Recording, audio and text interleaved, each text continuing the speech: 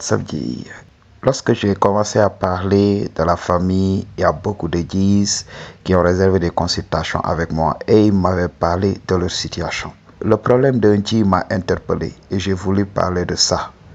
Il m'a dit, ma famille m'a ruiné. Tout simplement, j'ai fait confiance aux membres de ma famille. Je croyais que voilà, je pouvais les financer, je pouvais les appeler et travailler ensemble sur un business. Mais lorsqu'on a commencé à travailler, j'ai vu que ces gens-là ne respectaient pas mon business. Alors ils venaient, ils faisaient tout ce qu'ils voulaient tout simplement jusqu'à ce que le business est tombé à l'eau. Je suis revenu à la case départ tout simplement.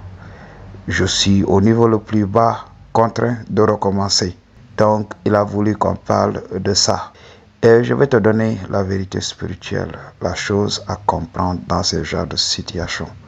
Ok, m'a dit, alors il faut comprendre.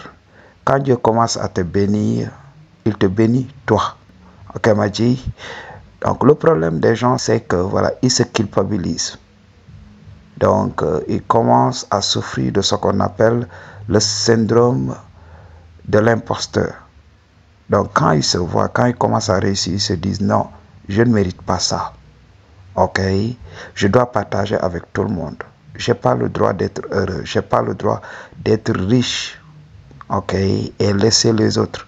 Donc, qu'est-ce que je dois faire? Je dois essayer d'amener les autres, de ramener les autres à mon niveau.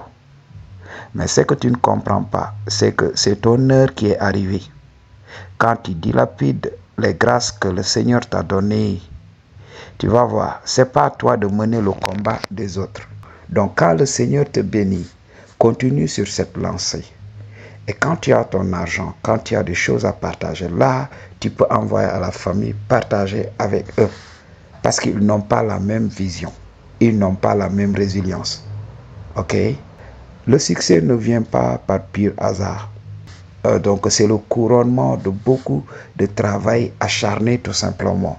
Donc lorsque tu te sacrifiais, lorsque voilà, tu t'enfermais quelque part pour réfléchir, lorsque tu méditais, lorsque tu faisais tout ce qui est dans ton possible pour arriver au succès et tout ça, il y avait les membres de ta famille qui vivaient la belle vie.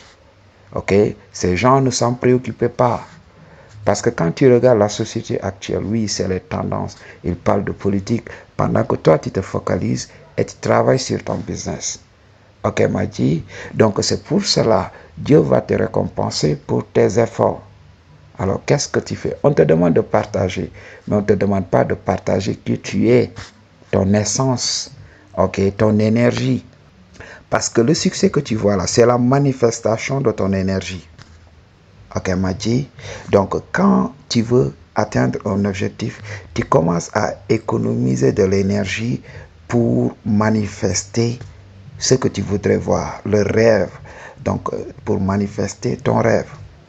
Alors, quand tu prends cette énergie pour la dilapider et la donner à beaucoup de personnes, tu vas revenir à la case départ parce que c'est ton énergie que tu es en train de détruire tout simplement.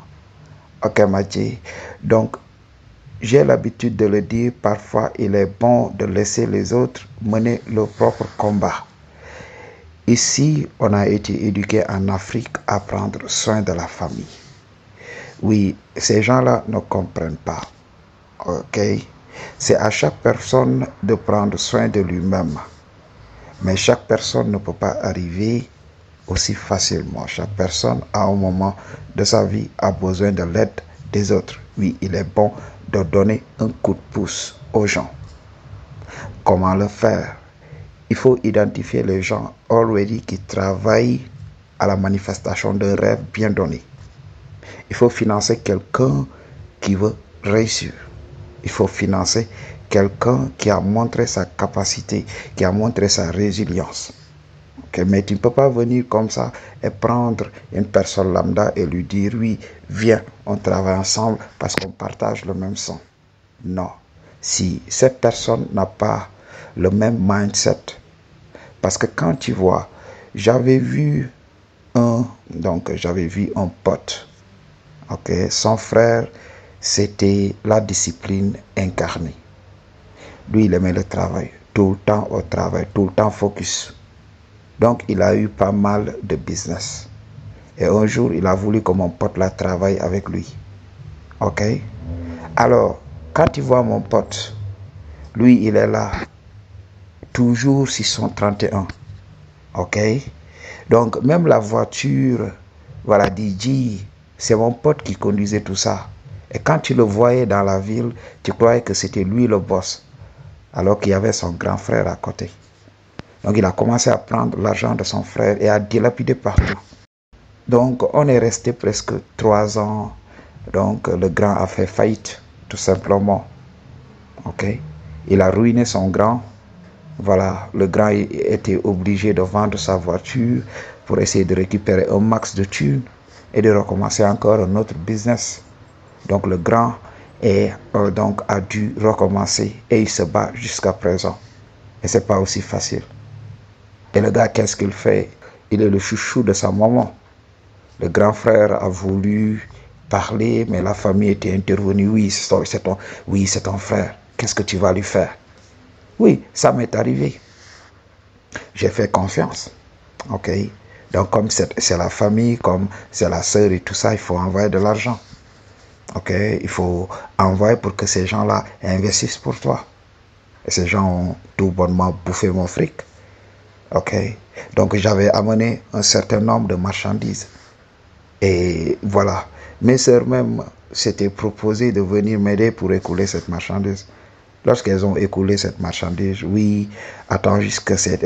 attends, voilà, il faut m'attendre un tout petit peu. J'ai eu un problème et j'ai dépensé l'argent. Je vais te rembourser.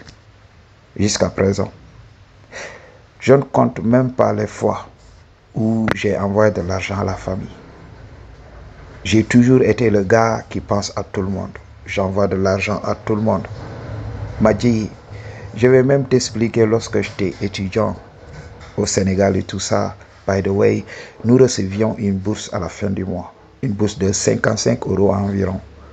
Donc, j'envoyais tout le temps ma bourse chez ma maman pour que les autres puissent prendre ça pour survivre et tout ça. Mais mes sœurs, elles étaient là, elles faisaient la bambola. Elles faisaient tout ce qu'elles voulaient. Mes cousins, ils faisaient tout ce qu'ils voulaient. Ok, Machi. Et quand j'envoie ma bourse à la maison, donc tu sais, ici en Afrique, c'est comme ça, c'est facile. Donc avec 55 €, vous pouvez acheter le sac de riz et gérer beaucoup de trucs. Ok, Machi. Donc quand j'envoyais, voilà, c'était bien à la maison, il y avait le sac de riz tout simplement. Alors les autres, ils prenaient leur argent pour acheter tout ce qu'ils veulent. Ils avaient toujours, voilà, les habits tendance et tout ça, alors que moi j'étais là. Je me rappelle même juste pour avoir un PC, un ordinateur portable, c'était un problème pour moi. Moi qui suis scientifique, j'ai dû faire mon université pendant presque 3 ans sans avoir d'ordinateur tout simplement, parce que je voulais aider. J'envoyais tout le temps mon argent. Les autres prenaient leur argent pour faire tout ce qu'ils veulent. Donc il faut comprendre. Et ça m'a un peu retardé. Ok, c'est ce que je dis dans beaucoup de mes vidéos. Si aujourd'hui, la source m'a toujours béni. Ok, grâce à Dieu, Dieu merci, il a toujours été là. J'ai très tôt tiré mon épingle du jeu, mais à chaque fois que j'ai de l'argent, voilà, je culpabilisais même. Ok, donc je culpabilisais même de dépenser mon propre argent. Je me disais, oui, si je dépense, les autres n'ont pas mangé. Ok, je souffrais de ce syndrome, le syndrome de l'imposteur. Je croyais que voilà, je ne méritais pas ça. Je ne devais pas vivre alors que les autres sont là. Mais je ne savais pas durant cette période que j'avais déjà porté ma croix. Ok, j'avais déjà mené mon combat. Donc il était temps de récolter les fruits. Ok, moi je croyais que je devais me battre pour le combat des autres. C'est pour ça que les gens qui m'entouraient étaient devenus paresseux. Ok, tout le temps on m'appelait. Ces gens-là faisaient des enfants. Donc eux, ils voulaient fonder des familles. Moi j'étais là. J'ai sacrifié tout ça. Ce qui a fait que voilà, j'avais refusé le mariage très tôt, bien avant de connaître la Red Pill. C'était juste le fait que voilà, je m'étais dit oui. Si je me mariais aujourd'hui, mais ma famille allait mourir de faim. Ok, j'avais dit ça. Je me suis dit, oui, si j'avais un enfant, 1 à 2 enfants comme ça, ma famille allait souffrir. Parce que j'allais détourner tout ce que j'ai pour entretenir ma petite famille. Donc ça va être un problème. Je ne pourrais pas prendre soin d'eux. Je me suis sacrifié. Comment ces gens-là m'ont payé? Ils ont commencé à avoir des enfants partout. Moi, j'étais là. À chaque fois, on m'appelle au téléphone pour me dire ça.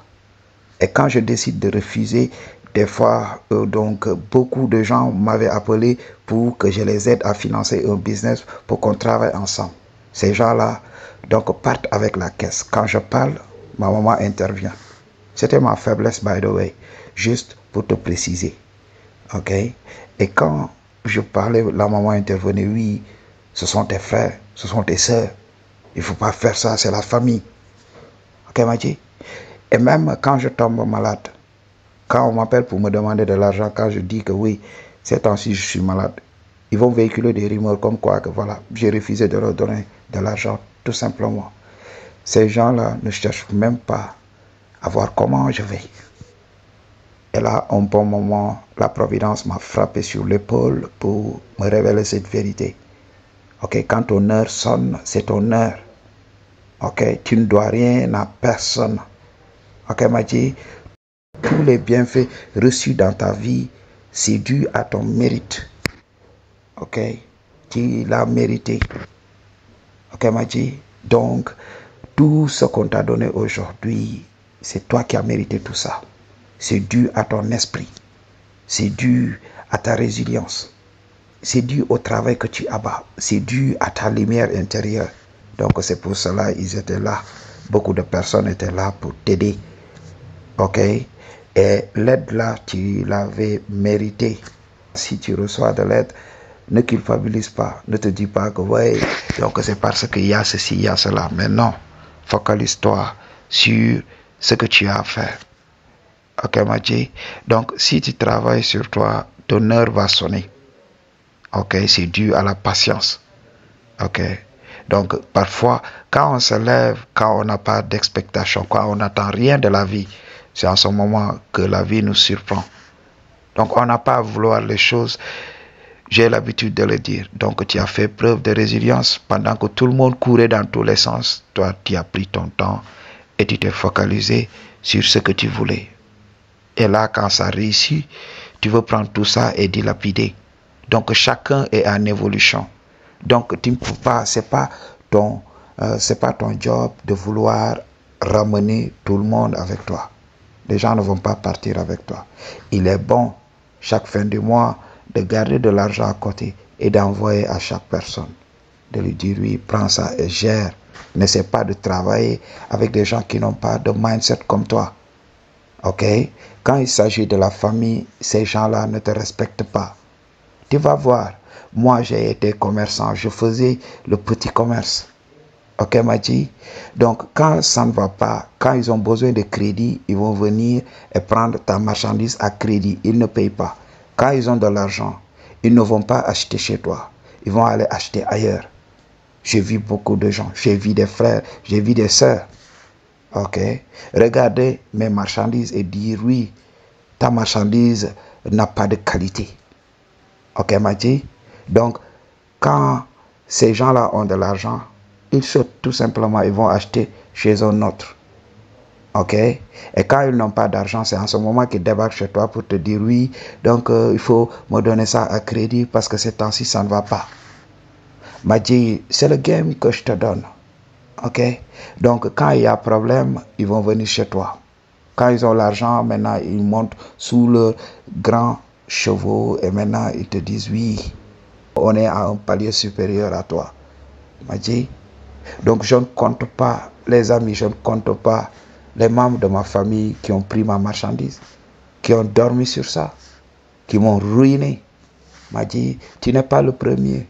J'ai eu beaucoup de gars qui étaient à l'étranger, okay, qui envoient de l'argent tout le temps, donc à leurs frères pour que ces frères-là leur construisent une maison. Mais à leur grande surprise, même pas un terrain n'a été acheté. Leur frère était parti prendre la photographie d'un terrain d'autrui. Ok?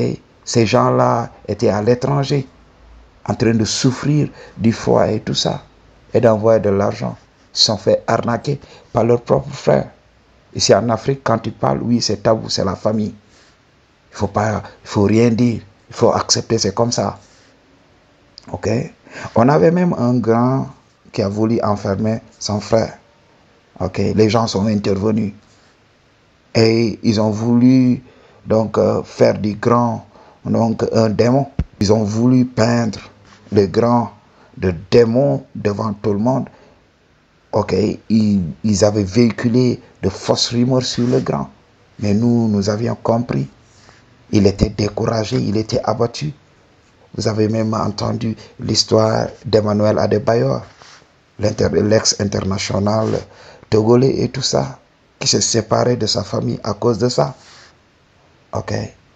Donc, beaucoup de gens, surtout en Afrique, quand vous partagez le même sang, voilà, ils se disent que voilà, ils ont le droit de venir et de disposer de tout ce que tu as, de tout ce que tu t'es battu pour avoir. Ces gens se réservent le droit de venir et de disposer de ça. Donc, il ne faut rien. Ok? Dans beaucoup de familles ici en Afrique, parce que c'est l'Afrique que nous maîtrisons, c'est l'Afrique que nous connaissons. Ok? Moi, je vais te parler de cette Afrique. Donc, tu vas voir beaucoup de jeunes, ils sont là, à écouter de la musique à longueur de journée, pendant qu'un frère est là, en forêt, en train de se battre. Tout simplement, il envoie tout le temps, il se sacrifie pour des frères qui ne veulent rien faire. Ok, m'a dit, beaucoup de jeunes en Afrique ont déjà tiré leur épingle du jeu depuis très longtemps. Mais ils se font retarder par la famille. Donc, il faut comprendre, l'idée générale, c'est quoi? C'est de travailler sur toi. Quand tu as une vision, c'est toi-même qui peux réaliser cette vision. Avec des gens qui ont le même mindset. Évite de travailler avec les membres de ta famille. Recrute des gens qui ont le même mindset que toi. La personne qui va respecter ton boulot, c'est l'étranger. Aujourd'hui, les vidéos que je fais là, c'est vous. Ok? C'est vous, les gens, les frères et les sœurs d'une autre mère qui m'appelaient tout le temps pour parler avec moi. Pendant que ma famille est là en train de me regarder. S'ils ont des problèmes, s'ils savent que oui, je peux régler le problème, c'est en ce moment qu'ils viennent pour essayer donc de me désarmer par leur sourire forcé et leurs larmes de crocodile m'a dit. Donc, il faut éveiller, c'est la vérité pure et dure. Pour une consultation ou bien un don, toutes les informations dont il y a besoin se trouvent dans la barre de description. Peace.